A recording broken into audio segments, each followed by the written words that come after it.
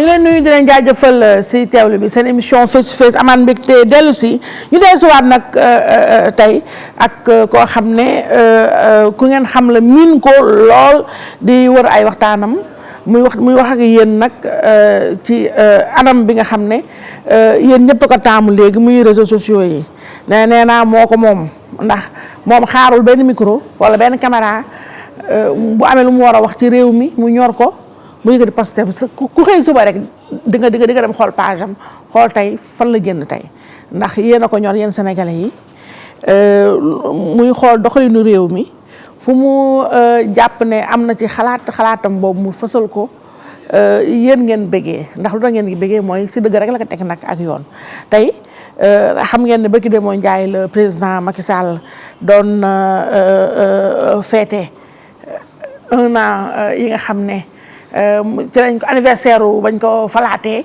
dernier mandat bi donc ñun nañu tànn jël koo xam ne ku ko xam la membre fondateur Alliance pour la République en tout cas ku xam président Macky Sall la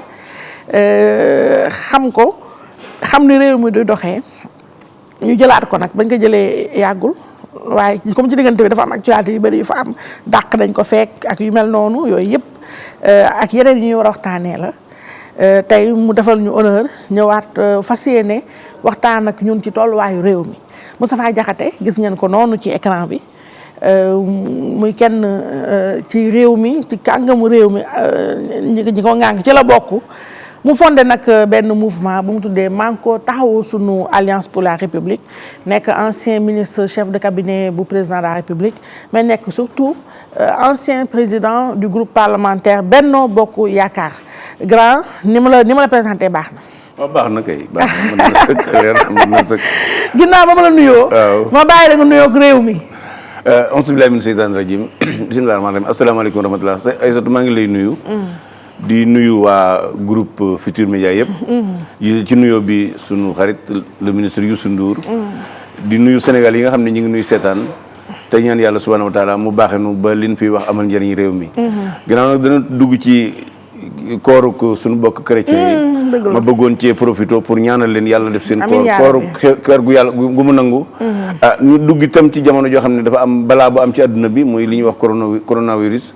may ñaan yàlla subhanahu wa taala mu musal ci bépp sénégalais mu musal ci maanaam génne ko ci àdduna bi bu ko defee nit ñi ànd ak dal liggéey bi continuer encore une fois maa ngi lay remercier lool ci invitation bi ndax li may permettre mooy yi nga xam ne mooy sama liggéey mooy di wax ak sénégalais yi di waxal sénégalais yi kon maa ngi lay gërëm bu baax alors grand dañu commencé tey nag dossiers yi bëri na mais damay njëkk a ñëw rek ci li ma mujjee sànq ne jot nañ la fee dàq Alliance pour la République boobu ba léegi sax defe naa communiqué woon ba keroog gis naa rek ak sama naataango yu Sen TV ma leen nuyu bu baax ci seen émission bu rëy boobu seen show dama koy seetaan bu baax nag mu am na ko ma ci neex lool Ndeye Dime Ndaw waaw ma koy nuyu bu baax di ko sant moom ak Fatou Abdou Ndiaye ak Ndeye Khady Diop Tall. colonel waaw ak Khady colonel moo koy présenté. voilà c'est ça. waaw mais ñële ñoom.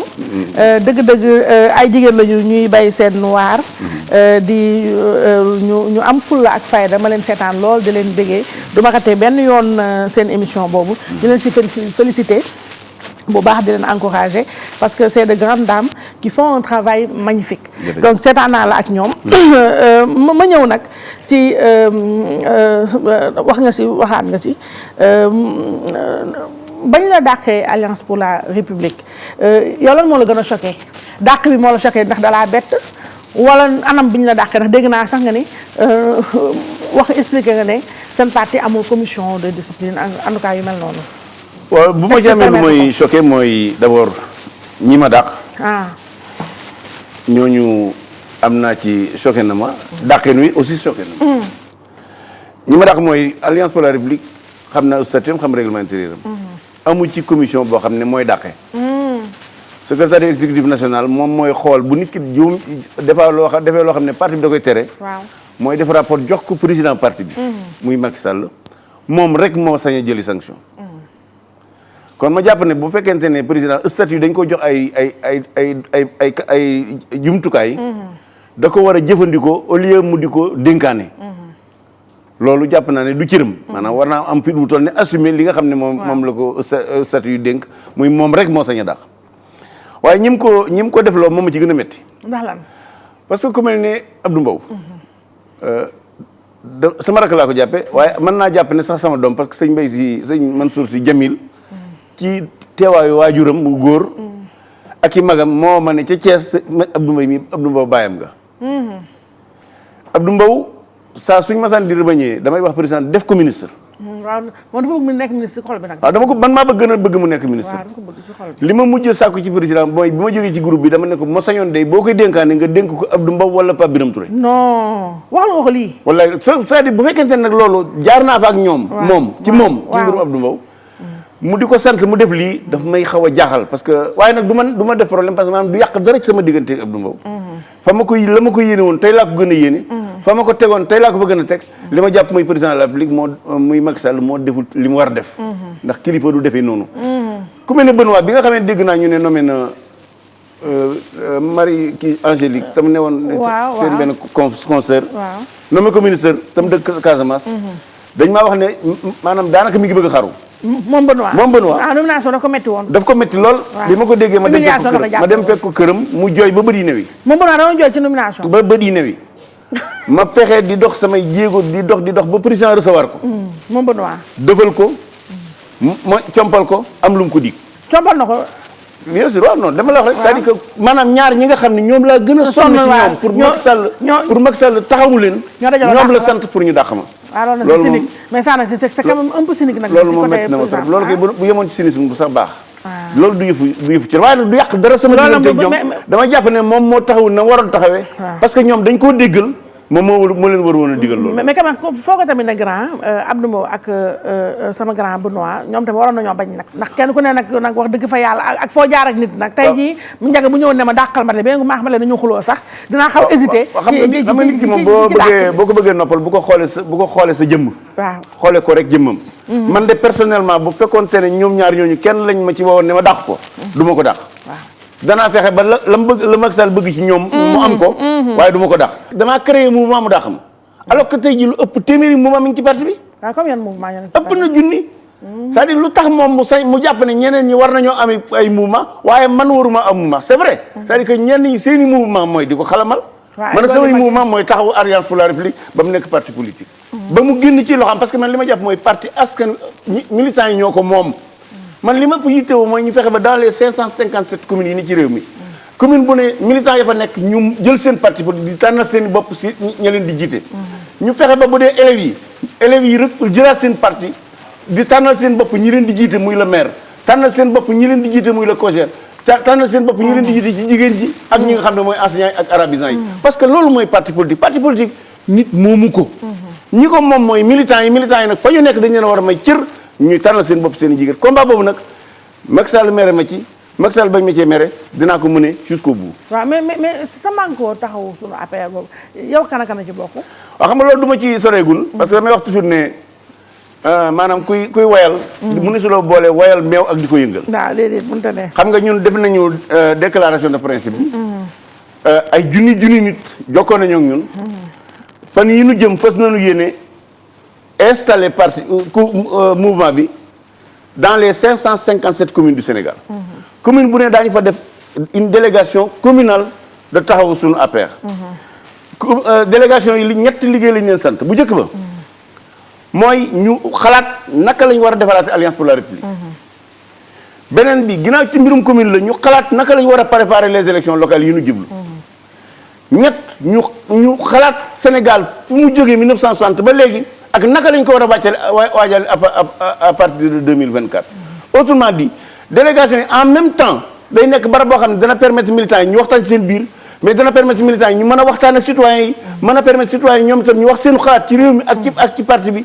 loola bu soobee yàlla dinañu def 557 délégations yi daañu ko def ci biir réew mi parce que nag am na leen lu ci rax nag loo xam ne dana bokk ci combat boo xam ne délégation yi daañu ko liggéey. mooy expliquer militants yi. ñu leen débat sur nekk affaire troisième mandat bu ko xel xalaat bu ko kenn gént. parce que ñun 2011. fukki nit ak juróom ci sénégalais dañoo tuur seen deret dafa tuuru. ñu faatu te la taxoon ñu faatu mooy bañ Abdoulaye Wade am 3e mandat xel warul xalaat maanaam 8 ans après ñuy wane nit ñi ne loolu Macky Sall war na ko mën a sañ. kooku moom bokk na ci xeex boo xam ne dañ ko ciy dolli kon entre autres dinañu xeex ci biir délégation yooyu le 3e mandat. dinañu xeex ba parti bi nekk parti politique maanaam ñu delloo ko militants yi dinañu xeex ba maanaam population yi maanaam ñu mën a dajeeg ñoom waxtaan ak ñoom pour mën a jël seen bopp en charge parce que ñun li ñu fas yéene mooy élection locale yi ñu jublu dañ ciy bokk.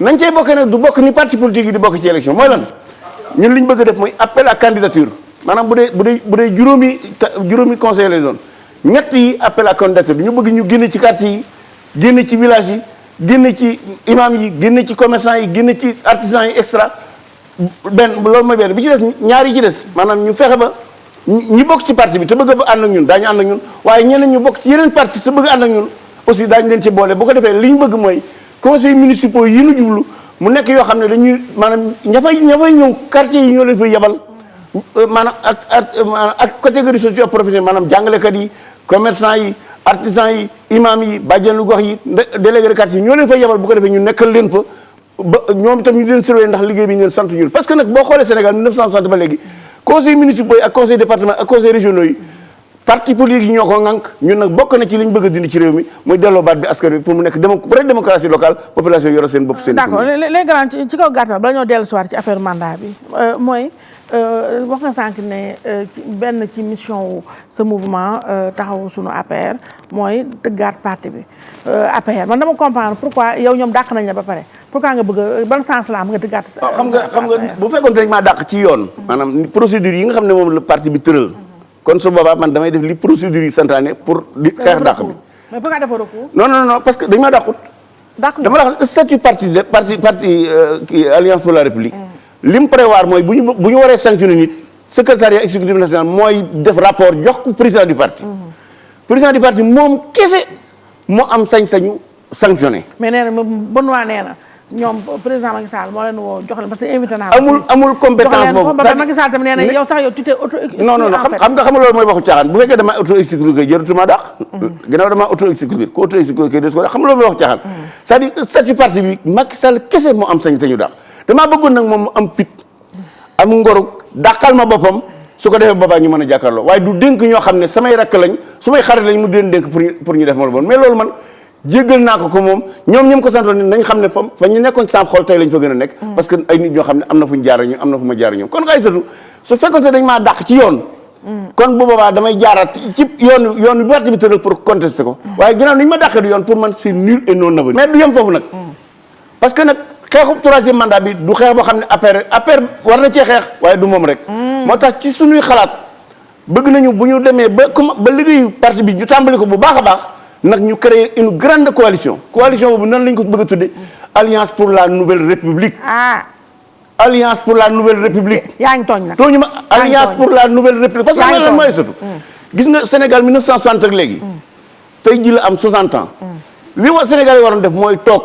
ñu xool réew mi 60 ans yi naka la ci doxe lu tax Corée du Sud ak Tunisie ñi nga xam ne ñoo tolloo ñu raw nu lu tax ñoo xam ne ñun ñoo leen jiitu woon ñu jot nu dañoo waroon a toog càmbar réew mi xool lan moo teemu avancé ni mu war a avancé waaye au lieu ñu def loolu ñu def ay dialogue politicien yoo xam ne leneen lañ ci jublu kon moom ginnaaw def ko ñun de fas nañ yéene sunu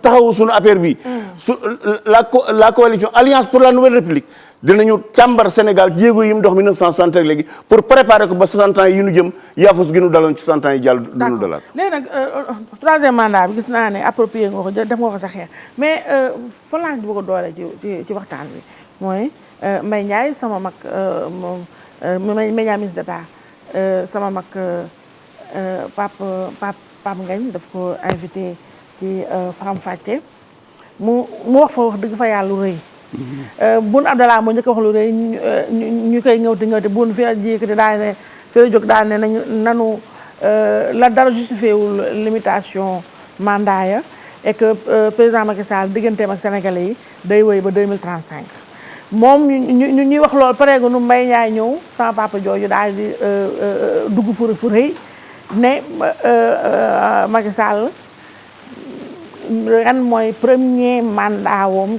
ci quinquennat bi waa léegi yow loolu li Boun leeg li Mbaye Ndiaye wax Moustapha noo ma ko mën a tënkee ban jàngat nga ci am.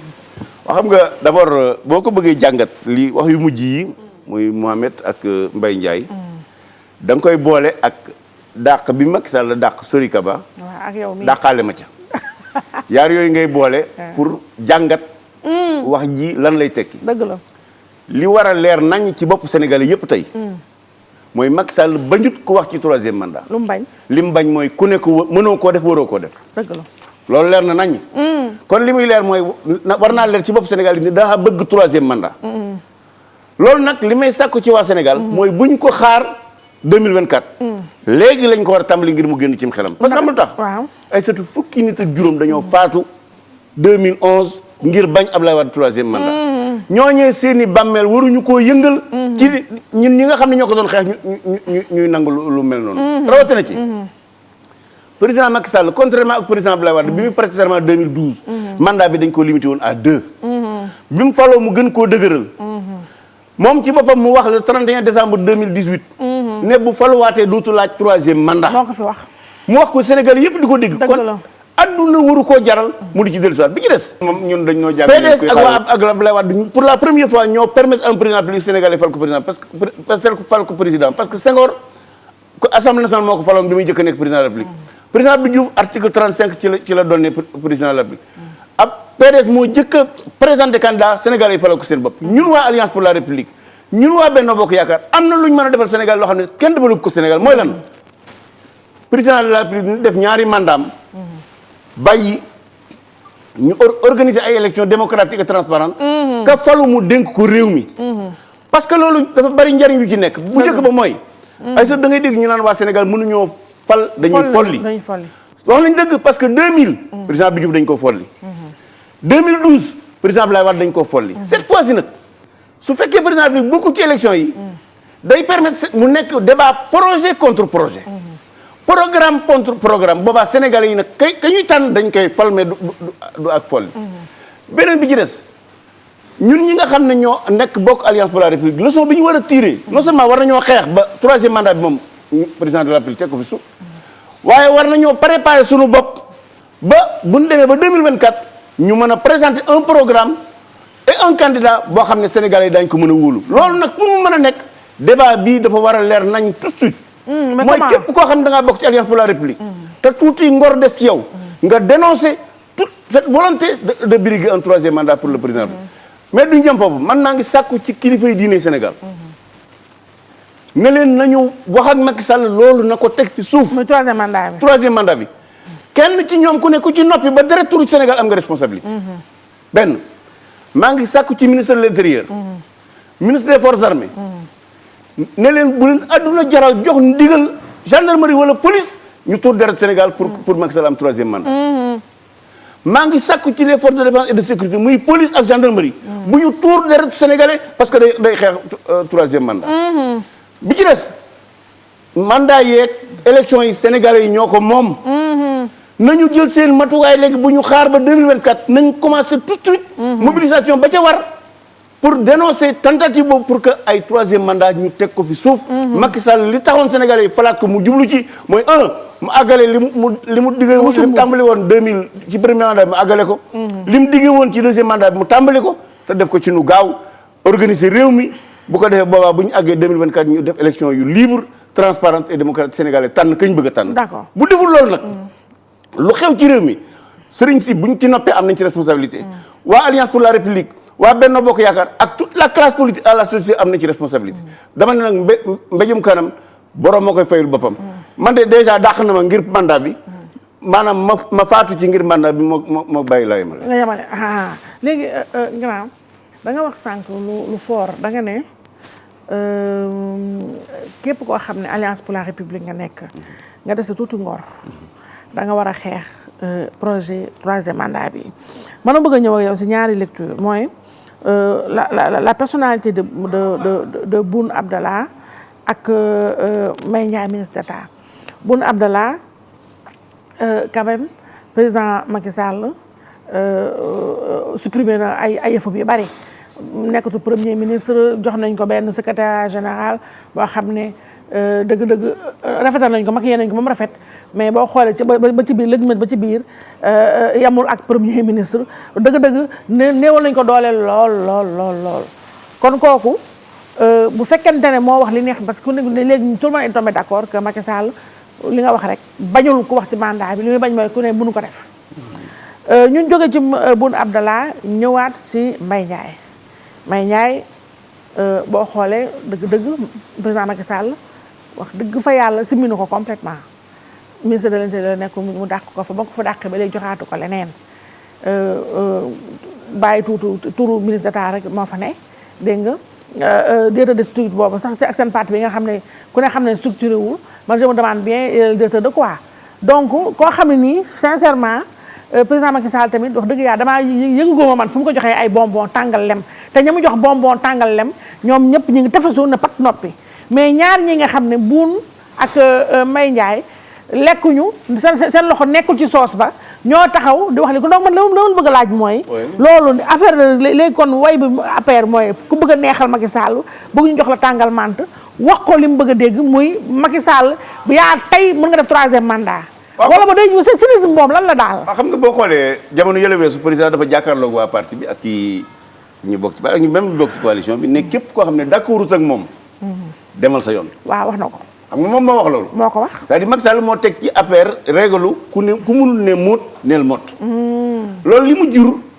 mooy léegi kenn dootu wax Macky Sall li ngay xalaat da ngay seet ba xam lan moo ko neex ci li nga ko war a wax pour man du ma xarab Mbaye Ndiaye du ma xarab Boun Abdallah Dionne dañuy montrer seen fidélité ak Macky Sall c'est que Macky Sall moo war a mat kilifa gi mu war a doon ba seen fidélité boobu du nekk ci ñoom aw lor xam nga boo xoolee 2009 dafa am coalition boo xam ne waa APR dañ ko sosoon muy dekkal ngor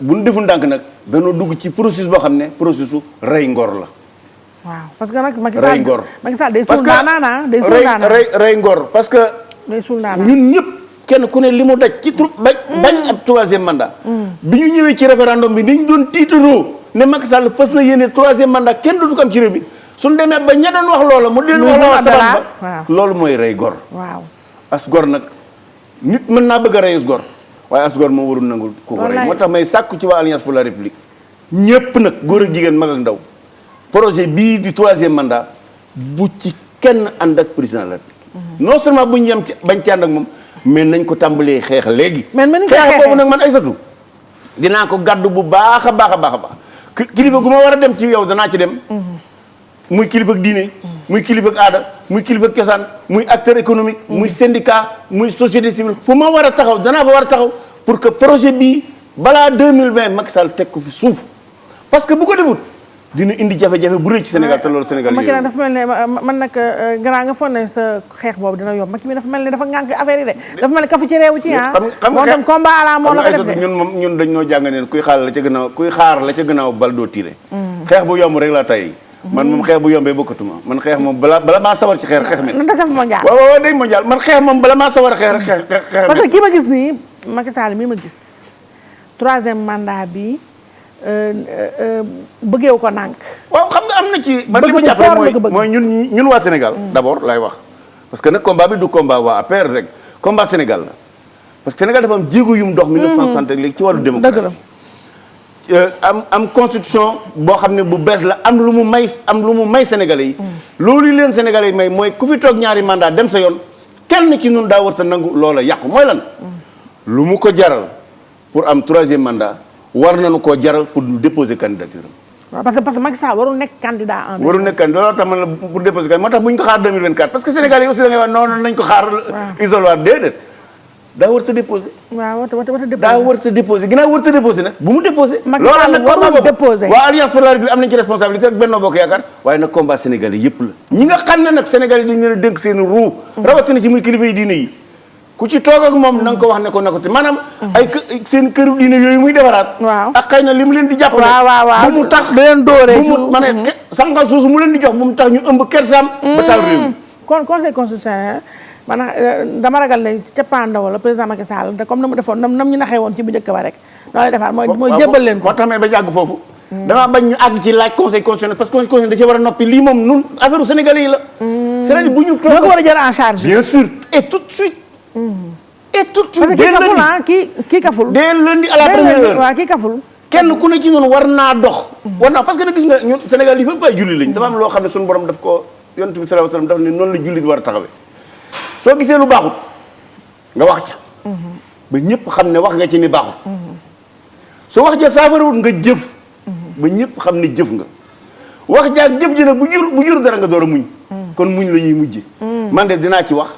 dinaa ci jëf pour troisième mandat bi moom ñu teg ko fi su génne ko ci suñu discours. mais grâce doo ci wér parce que boo xoolee tamit ne président Macky Sall neex ba neexul mooy opposition li ci ëpp ña mu jël dëxëñ leen ci dialogue national ba xam nga li dégguñu wax ci ñoom ñëpp xaru nañu wax dëgg fa yàlla waxuñu ci lii ngaanguñu ci ñoom ñëpp fii ni ñi ngi xaar dialogue ba jeex mois d'avril bi après 4 avril bi président neexal leen sax jox la ay bonbons yow ministre yow chef de l'opposition yow ceci yow cela yow PCAD yëngal dàq yenn affaires yi dàq ñeen yenn teg brûlé ñu ngay sonal ak yooyu mu dugal ay transhumants ki alliés donc xeex bi dama xamul bu dee yow rek la ak waa AP ak waa PDS dina doy waar xeex lu bon sama sëriñ bi sëriñ Touba moo ma jox gànnaay gi daf ne booy xeexlu maanaam booy xeexlu bon wala ngay wut lu baax doo ca wét soit da nga ci fekk nit da nga fekk nit ci yoon wa wala nit fekk la ca ci loolu mooy benn bi gis mooy toutes les grandes causes yoo xam ne doomu aadama daf ko jànkonteel ba am ca ndam ñaare ba mu koy tàmbali moom rek la woon li am solo mooy ñu fexe ba cause bi ñuy défendre askan bi gis ci boppam te jàpp naa ne maanaam défendre ne bu président de la République laaj troisième mandat jàpp naa ne sénégalais bu ne war na cee gis boppam ndax loolu mooy sagub Sénégal. autrement dit li amoon 2011 2012 ba fukki sénégalais ak juróom paatu waruñoo seetaan lu mel noonu di amaat. kon loolu combat la boo xam ne kenn ku ne ci ñun bu ko defee maanaam bu fekkee benn nit paatuwut ci wut troisième mandat Macky Sall na kenn ku ne jàpp ne moom sauvé na peut-être lu ëpp téeméeri nit yu waroon na faatu.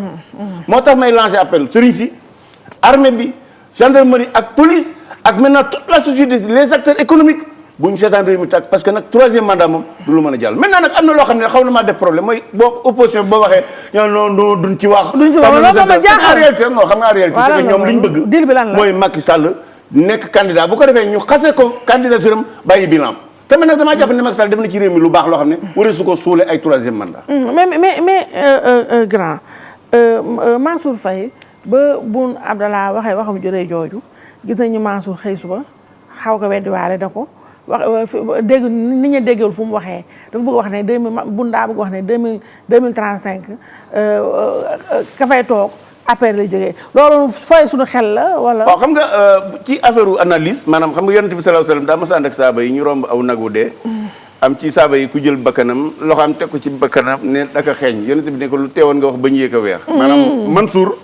wax ji daa am nu mu ko jàngee bi mu ko jàngee mën na ko dégg parce que bon Mohamed li mu wax mooy président mi ngi fi 2035 c'est-à-dire mën na ci dégg ne waa ji day wut 3e 4e 5e mandat waaye mën na ci dégg ne ginnaaw moom PSE dañoo bëgg maanaam mu yor réew mi maanaam doxal ci réew mi ba 2035 kon Macky Sall day parce que en réalité boo xoolee Blaise Diagne ay surtout ba léegi mi ngi ak ñun tudde nañ ko lycée Blaise Diagne tudde ko aéroport Ngalandou Diouf ñoom Alaaji Lamine Gueye Senghor Mamadou Dia génn àdduna bu yàgg waaye ba léegi ñi ngeen ñun kon Macky Sall fii ba àdduna tukki ba bëf tobi di wal mu histoire du Sénégal ak histoire Macky Sall dañu ànd kon loolu mën na ko dégg waaye nag li ci xaw a jaxasoo mooy waxu Mbaye Ndiaye bi ak horizon bi nga xam dafa gàtt muy horizon 2035 bi kon encore une fois man li ma jàpp mooy Macky Sall mook Sénégal histoire bi ànd na ba noppi ginnaaw histoire Macky Sall ak histoire du Sénégal ànd nañ ba noppi li nu war a góorgóorloo ñun ñëpp mooy fexe ba histoire boobu dara du ci ñaaw biñ ko joxee réew mi ngi góorgóorlu li man mi ngi koy def ngir réew mi jëm ca kanam góorgóorlu na ci bu baax a baax am te kon am na lu des nanu fexe ba loolu mu jot a liggéey bu mu ko yàq ci wut troisième mandat maintenant nag am na lu président Senghor doon wax maa ngi koy fàttali di ko fàttali sama bopp président la Senghor nee na nguur kenn du ko ñedd waaw gis nga ñedd nguur moo tax Abdoulaye Wade daanu 2012 wallaahi ñedd nguur moo daane président Abdou Diouf gis nga président Senghor la mu doon wax ne nguur kenn du ko ñedd moom ñeddul nguur moo tax dafa jógee ci woy wu rafet woy wu rafet la am mais grand seen Alliance pour la République moom fii nii moom moo tax opposition moom quelque part seen xaru bi sax peut-être doy na waa daal mais boo xoolee ne APR fan yee passé dañuy xëy suba rek ay xale yu fu ne ñu jógee fa. ne ay complot ak dafa am ñuy complot Macky Sall ñu nekk si biir parti bi di complot nangam mais kii xale bi Bara Ndiaye dut ci baaraam moom daal di ne Mimi Touré ak Amadou Ba ñaar ñooñu ñoo nekk ci xolu complot ba Macky Sall jox leen lam leen jox ba pare ñu toog ci biir parti bi di piis chaise am yow affaire complot boobu ak ñii ñu ni ku fa am ambition ñu ñaar ñi dañoo am ambition toog ca place wutum Macky Sall moo waral seen coow lii yow loolu loo ma ci mën a wax. waaw xam nga dama lay net parler rek jamono yële weesu daa am benn ci xale yi waa maire yi. maanaam mouvement des élèves étudiants républicains bu bind benn article bu xaw a tàng teg ko ci sama der. wax ju juum je me rappelle. sama benn xarit woo ko ne ko lu tax nga bind lii mu ne ko Mahmoud Saleh moo ko woo. ne ko président Macky Sall moo santaane ñu tontu Moustapha Diakhaté. Ginnaaw nag xale yooyee doon wax loolee. mu recevoir leen ñoo continuer di wax moom mu recevoir leen añ ak ñoom. waaw may na xaas yu dem ba ñu mosal leen dara ba ñu génnee itam ñu continuer lañ doon wax. saaga waaw. kon li ma jàpp mooy wax ja benn naqariwu ko. naqariwu ko. ñaar waaye li ma gën a gëm mooy wax ja moo ne ci ginnaaw. moo Macky. moo ne ci ginnaaw. gis nga Aïssatou man dama bëgg kilifa mat kilifa. kilifa gu mat kilifa mooy ñi nga jiite. boo ci amee loolu naqari da nga leen di woo ñu toog.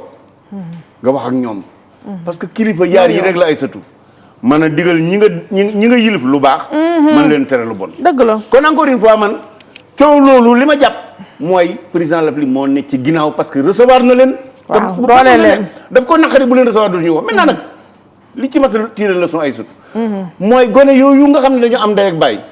ñëw ci parti bi ñu war leen a former ñu nekk ay cadre politique. ñu fi saaga rek. président la war naa jomb di leen def loolu xam ne du ko def loo doomam. benn. ñaar xale yooyu. bu ñu nangu kenn di leen def loolu lu mu dul def loo doomam. ñett bàyyi gone yooyu nañu wax seen i doom.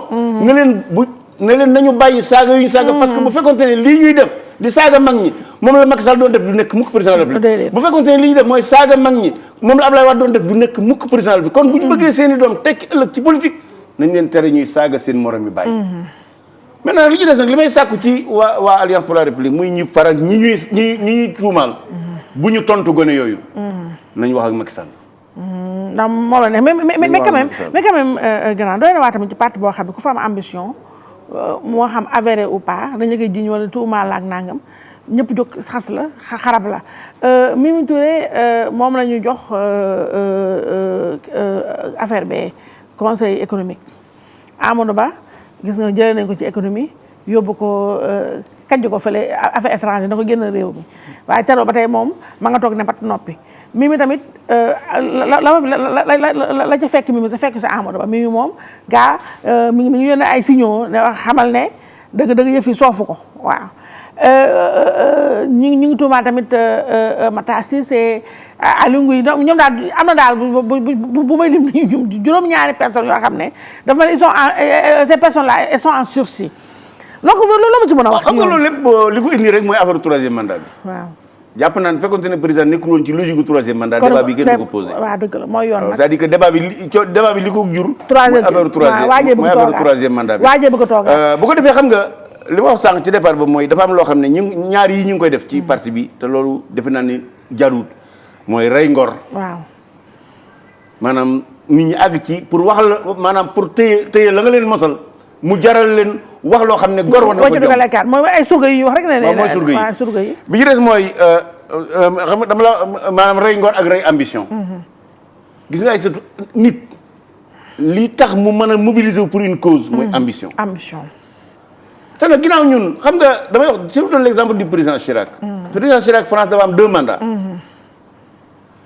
ci biir këram la candidat feeñe muy Nicolas Sarkozy dem gagné ma jàpp ne tey Macky Sall war naa mën a yéene ñi mu bokkal Alliance pour la République ba mu defee 2 mandats ba noppi mu fexe ci ñu samp ci kenn pour moom mu nekk président waaye mooy continuer rek loola non seulement dina baax ci moom sécurité am lay doon waaye dana sécuriser même le PSE kon encore une fois mais yéenewu leen ko nag waaw loolu lay ñëw moo tax gis nga man de Aïssatou sunu li nu sos muy manko taxawu suñu APR.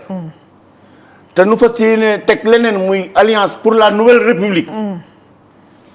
fépp foo xam ne war nañ faa taxaw pour 3e mandat bi du am daañu ko taxaw fépp fuñ taxaw pour parti bi jël maanaam militants yi jëlaat seen parti yoroo ko seen bopp.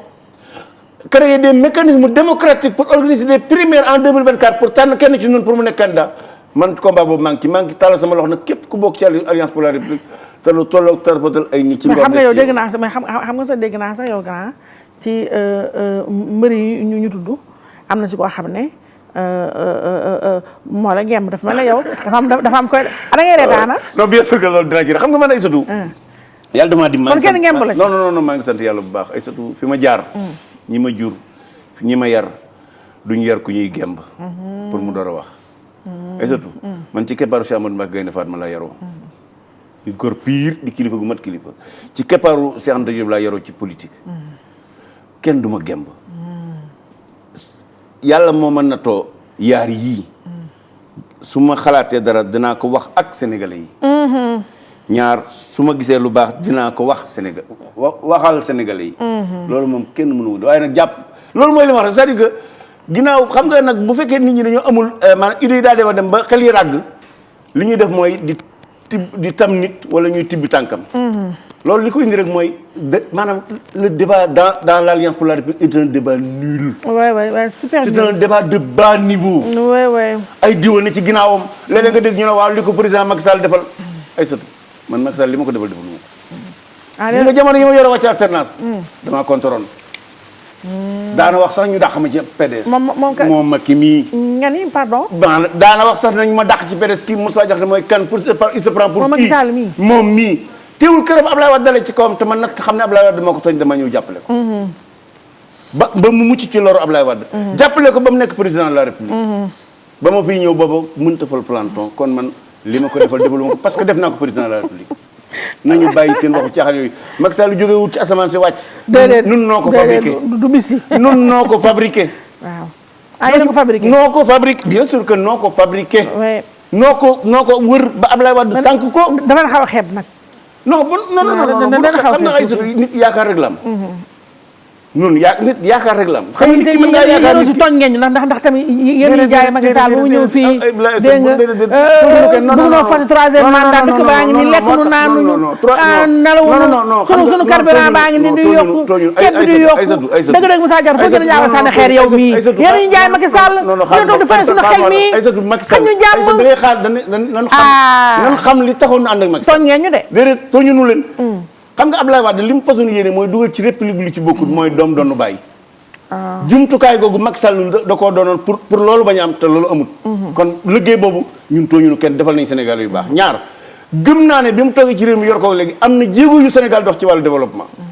yu wóor a wóor yoo xam ne bët mën na cee tegu baaraam mën na koo laal. waaye rëbëj na yu bëri nag. non rëbëj am na ci maanaam moo tax may bañ loolu mu defal Sénégal.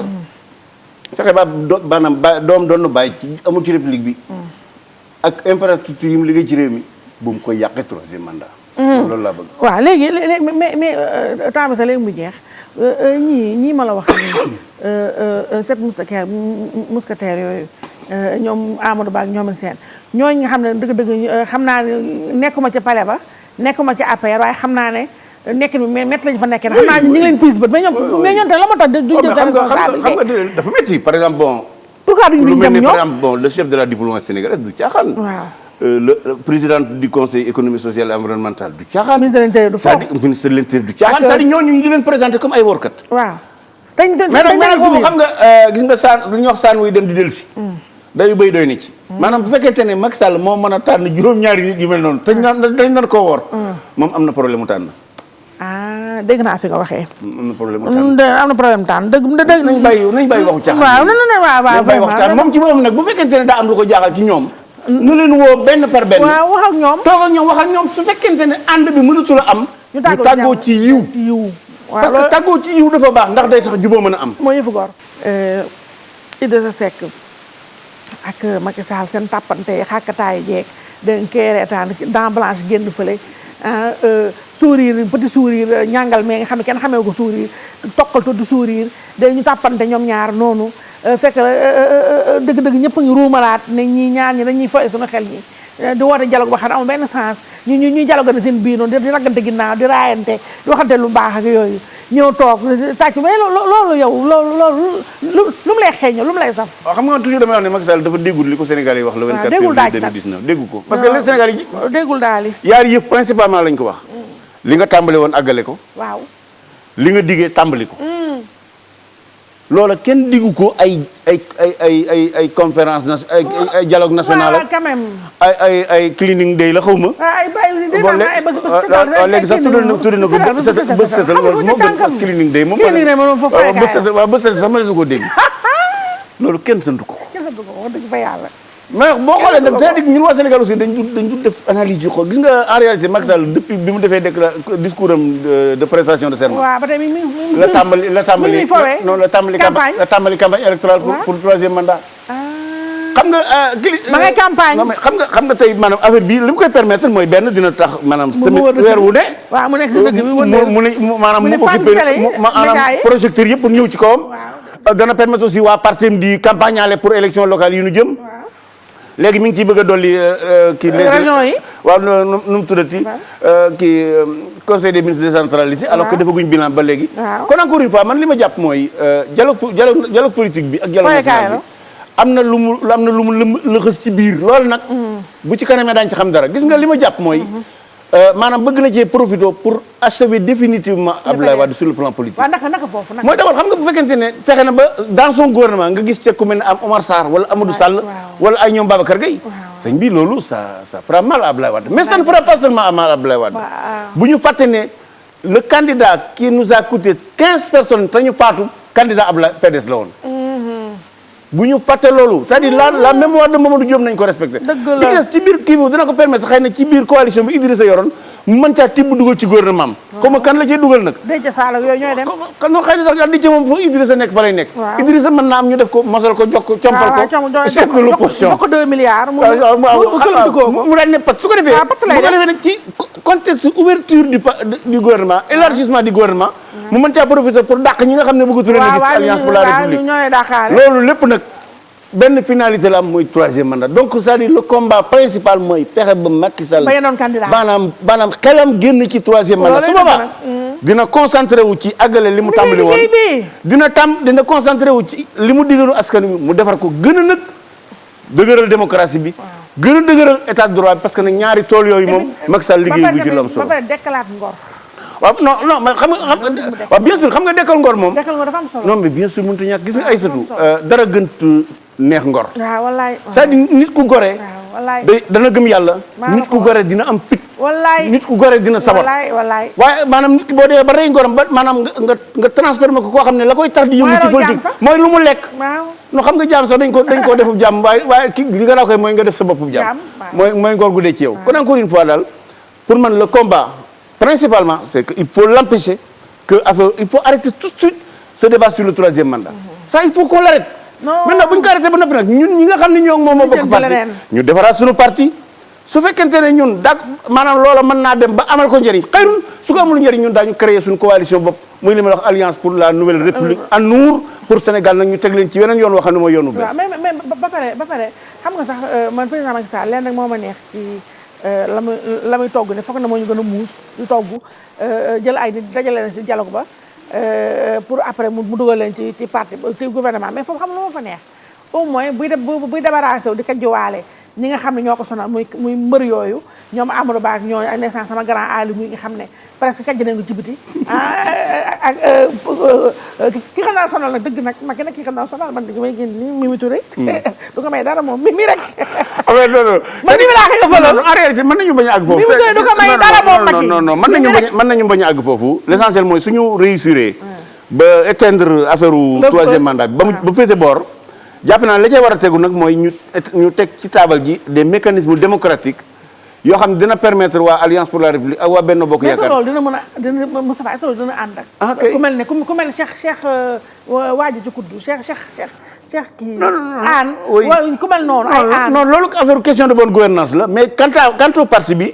waras na ko mën a taxawal ba mu taxaw. teg ay mécanismes démocratiques comme ni américains di tànn seen candidat ni français yi di tànn seen candidat ñu def ko ci biir parti bi. su ko defee militants yi bokk bennoo ak yi nga xam ne dañoo bokk APR ak même ñi nga xam ne ci askan wi te bëgg caa bokk ñu tànn ki nar a nekk suñu candidat pour 2024. loolu jàpp naa ne loolu bu ñu ko defee ñii ñuy tegi traiteur bëgg a dagg seen baat daañ ko bàyyi parce que nag Mao Zedong dana wax naan baat kenn du ko bu leen dagg baat ndax du saxaat. du saxaat mos. dagg baat baaxut et puis booy tàggoog nit ki na nga tàggoog moom ci yiw. waaw ba pare jël ay gor nii rek ñii. bëgg leen a dàq ay gone ay wax gone mën naa leen ay workat yi baatu vraiment dafa ñaaw baatu wor dafa rëy kooku doo ko teg ci kaw ak gone gu tuuti muy jël ay mag moo xam ne yow def nga ko ministre wala nga takkal ko ndomba tànk mu di la muy wax sa tur ñu présenté comme ab workat non moi ça me fait mal te moom mu ne ñooy defuñu dara lu dul te dara wóor même bu dee dañoo bëgg sax donc c'est pas mais ils ont ñoo tey kooku du wor bëgg nekk président de la République bëgg lu baax la déet kon moom de bëggoon naa nekk président ba doon ko. ah dëgg yàlla man PCA Futuma Dia laa bëgg ndax ma. yow sax da nga war a nekk président de la République. non man PCA Futuma Dia laa bëgg nekk ndax ma dàq ma di leen. mën naa nekk candidat pour 2024. kii parce que man PCA Futuma Dia laa bëgg a doon. wala président Youssou Ndour. dafa am ñu bëri ñu ma dàq. non mais quand même. ay ambition kenn waru ci non vraiment mais doo ci mel ni nit. mais ba ca des xoolal tamit beneen foofu la ñuy jeexalee. Nomination maire de Dakar. de Dakar xam nga boobu tamit c'est que nag président Macky nag xaaral na mu jox ko président bi président Macky nag neex ba neexul mais li nga wax ne dafa dëgg la de te waa ji bu mu toogee ba léegi ma ngay campagne. di faagaagal di déroulé di manœuvrer. vraiment toog xool foofu tamit cynisme bi. Aliou Sow mi nga xam da caméra woon. mu jël ko saxal ko affaire bi jox ko. jox ko sama yaay Aminata Mbengue. mooy rey ngor. rey ngor na ko portel affaire bi. xam nga ku toll ne Aminata Mbengue wax yu mel nii mu di ko génne ci ginnaaw parce que man li ma jàpp mooy Macky Sall moo ne ci ginnaaw affaire bi. moo nekk ci ginnaaw loolu laa gëm parce que wax ju rëy nii. gëwuma Aminata Mbengue Ndiaye ñeme koo wax te waxu maanaam li naan ku ñeme dañu laa déy. dama jàpp ne Macky Sall moo ko déy kon affaire boobu nommé wi Dakar loolu ay caaxaan la. nañ ko teg fi suuf. te li am solo nag tey. man jàpp naa ne Dakar soxlawul 19 communes d'arrondissement. c'est ça man loolu laa gëm. dafa ëpp. nañ ko arrondissement yi nañ leen ériger en commune. Gorée nag mën nañ ko bàyyi mu nekk commune parce que pour des raisons historiques. su ko defee maanaam arrondissement yi Sénégal yëpp bu ñu leen defee commune Sénégal ay 330 quelques communes lay yor. dootu nekk 557 yoo xam ne kenn mënulu ci sa bopp dara. kon bu ko defee loolu day tax maanaam communes yi gën a am doole gën a jege askan bi ci des mooy war nañoo fexe ba population yi mën a gën a participer. ci ni nga xam ne noonu la ñu yore les communes. moo tax ñun bu ñu demoon tey bay war a def ay candidature maanaam bokk ci élection locale yi appel à candidature la ñuy def maanaam koñ bu ne ñu xool ña fa gën ñu dugal leen ci liste bi. bu ñu a gagné ñooña yoro seen bopp seenu commune. kon encore boobu na ko teg mais gis nga nag Aïssatou. dafa am loo xam ne dañ ko war a jàngat. gis nga jamono yii xew. ba que dem président mi ngi wax ci affaire oto yu bari yi. waaw oto yi waaw. bi ma ko déggee dama ne xanaa président moom daa bëgg a bokk léegi ñoo lànk parce que ñii dañuy wax ne courant bi dafa cher moom nee na oto yi dafa cher kon léegi président moom daa war a bokk ñoo lànk kon xam naa ne kon war naa bàyyi ñoo lànk ñuy def seen i manifestation mais gis nga Aïssatou li ñu ci war a jàngat mooy rapport OFNAC bi yi maanaam 20 rapports yi nga xam ne procureur da cee toog ak rapport Cour des comptes ak déclaration bi président bi defal boppam ci conseil des ministres ne ñu ngi pasare alalu réew mi ci ay woto leçon yi ñu ci war a jàng yii la mooy la gouvernance sobre bi nu diggoon réew mi dëggaluñ ko la gouvernance vertueuse bi ñu diggoon réew mi dëggaluñ ko la patrie avant le parti doxaluñ ko kon encore une fois man li ma jàpp daal Aïssatou mooy président teg affaire troisième mandat bi fee te li mu tàmbali woon mu àggale ko li mu diggee woon mu gën koo mu maanaam mu tàmbali ko te la gouvernance sobre vertueuse la patrie avant le parti mu jox ko nag mandarga mu jox mu jëmmal ko ci waxam ak ci jëfam. ak ci mais Moussa Diakhaté Macky Sall seen compagnonnage yàgg na premier mandat woom yi dafa mel ne ba foofu soppeekoogul mais dama bëgg nga wax man nga wax sénégalais yi yow kañ nga sentir ne président Macky Sall ma nga bootoon rogganti ko. xeexal ko xeex bi nekkal ko ci naaj bi kañ nga commencé seetlu ne dëgg-dëgg ma ngay soppee xam nga Aïssatou nit ki pour man Macky Sall du ma ko idéaliser maanaam du ma jàpp ne Malick yow mi diini la dara sikkut ci moom non nit ñëpp am si man bi ma nekkee président de groupe fukki fan ak juróom-ñaar laa nekk président de groupe fekk bureau ma ne ko damaa bëgg a bàyyi fukki fan ak juróom-ñaar. waaw laa ko fekk bureau ma ne ko damaa bëgg a bàyyi assemblée ak président. ndax lan boobu. de loolu du ma ci sori. du ma ci mën a sori kon gis ci moom ay sabaano. ay wute gis-gis loolu yàgg na. du mais ba mu àgg à ce point nii. non loolu li nga xam ne moom maanaam bokk na ci nag principalement point de rupture boo xam ne tey jii moom bu fekkente ne damaa war a jàkkaarloog moom danaa jàkkaarloog moom mooy affaire troisième mandat bi moom. ak moderniser le parti.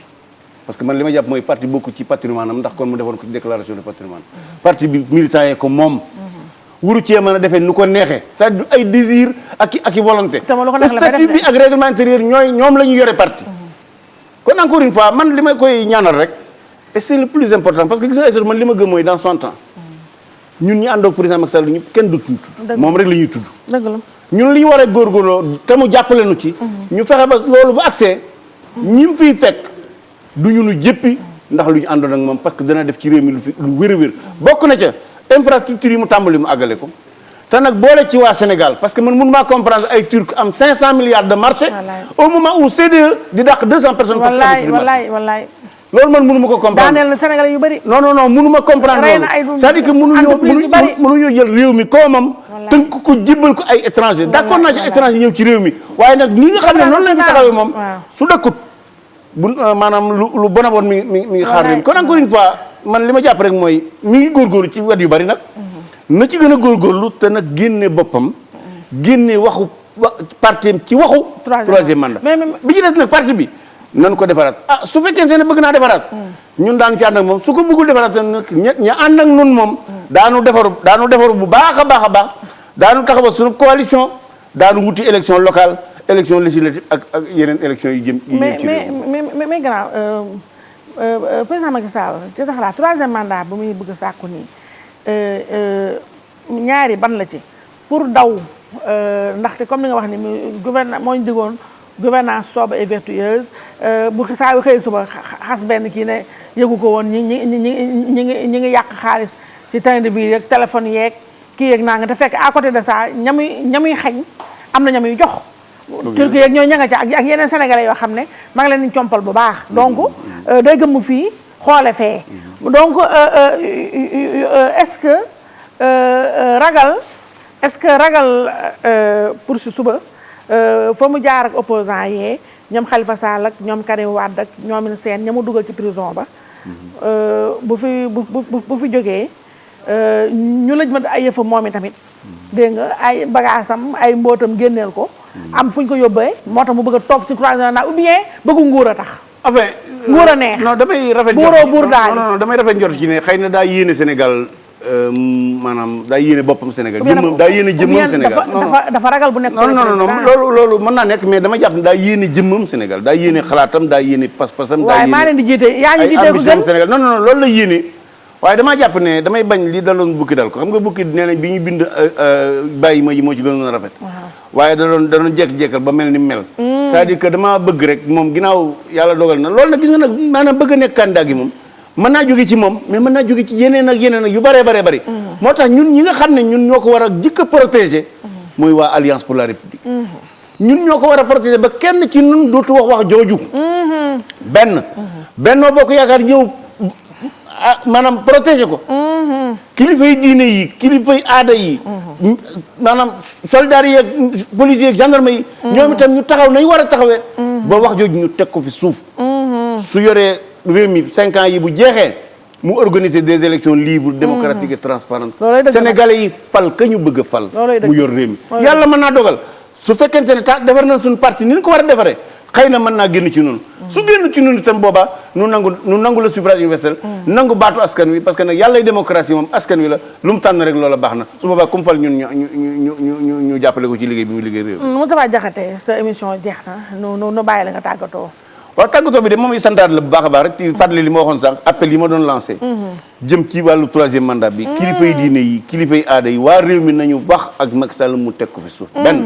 ñaar li nga xam ne moom la ñu sos muy suñu kuréel gi muy taxaw suñu APR tan fas yéene cee dolli alliance pour la nouvelle république fas nañ ko yéene installé dans les 557 communes du Sénégal dinañ ko installé ci biir élèves yi biir étudiants yi biir enseignants yi biir béykat yi biir sàmmkat yi nappkat yi nga xam ne dañu tudd alliance pour la république daañu ubbiku nag pour bépp Sénégalais boo xam ne d'accord nga ci combat boobu ñu bokk ak yow benn pour que 3e mandat bi teg ko suuf ñaar ñu may Sénégalais ñu am projet contre projet en 2024 tànn président de la République bi nga xam ne moo gën ci ñoom. mais grand en parenthèse dégg naa sa jigéen mere na la de Marième Faye Sall première dame mere na la dégg naa. loolu moom yëguma ko wax dëgg yàlla. yëguma ko mais gëj ngeen déggante yee ñaar. non yëguma ko non xam nga ay mer ak yooyu moom du sama problème daa wax sànq rek gis nga mooy légo maanaam suñu jëm yi nan koy fàtte ci suñuy xeex. parce que bu ko defee dañuy tënk. waaw c'est-à-dire maanaam suñuy daraja ak suñuy bëgg fonk suñu bopp nan koy fàtte ci suñuy xeex parce que buñ ko deful duñu avancer gis nga les causes sont plus importantes que les amitiés. dégg naa la. voilà. sa émission Dia wax nga fi yu baax nag grand comme d'habitude wax nga fi yu baax sa émission jeex na donc ma lay gërëm bu baax a baax sama grand Moustapha Diakhaté la woon njiital da nga mën a tooñ nag maa ngi ko taxaw sunu APR xool fa nga jëlee maa ngi ko taxaw ba rek. Khalifa Sall déedéet dama la bëgg. non alliance pour la nouvelle république. déedéet non tooñkat nga. non tooñ nga ni maa ngi ko taxaw. non ay surtout man 2008 non da nga mën a tooñ. maa ngi ko taxaw dégg nga ñuy den na waaye nga jógee foofu daal di tarxiis ne alliance pour la nouvelle république da nga mën a tooñ dama la bëgg man sama Diakhaté la sama mag ji sama grand ma koy bëggee bu baax nag waaw yow daal dama yàlla sa jàmm yàgg. amiin suma ñoo bokk maa ngi ko taxaw sunu affaire. non yow jàppaleel président Youssou Ndour rek TFM ca kaw ca kanam place am laa bëgg a jël man dese yaa fi ma jaar laa bëgg na mu bëgg ay compte may réglé surtout ki ma jàkkaarloo nii of mbay laa gens yi laa bëgg a dàq man ñii ay of mbay ma fair play d'accord kon léegi kon xaar ma xale ma leen bokk du noonu waaw of mbay sama rakk ju baax ji équipe bu baax bi waaw ofa ngi ni dellu si waat na ma koy gërëm di ko sant MC naka noonu sama frère bi xam nga fu mu féetee non sama liste rek yi ñëpp laa bindante bu bañ a fàtte xale yu baax yi ñu la waxal lu baax ndax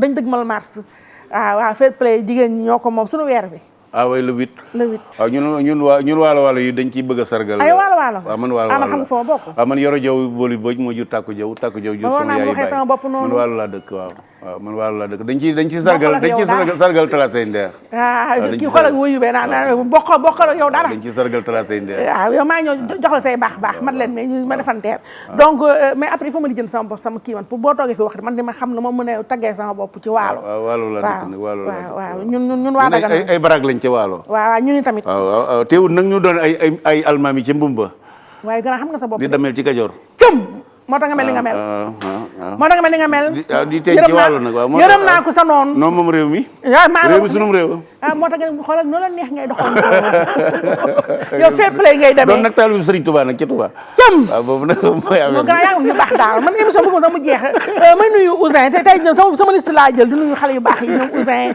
ñoom Weuz Ibrahima Cissé ma damel sama càmmiñ loola nga xam ne yàqul dara mooy produire mooy réaliser fu maa aussi sa dawee rek mu ñëw Ibrahima Cissé mooy réaliser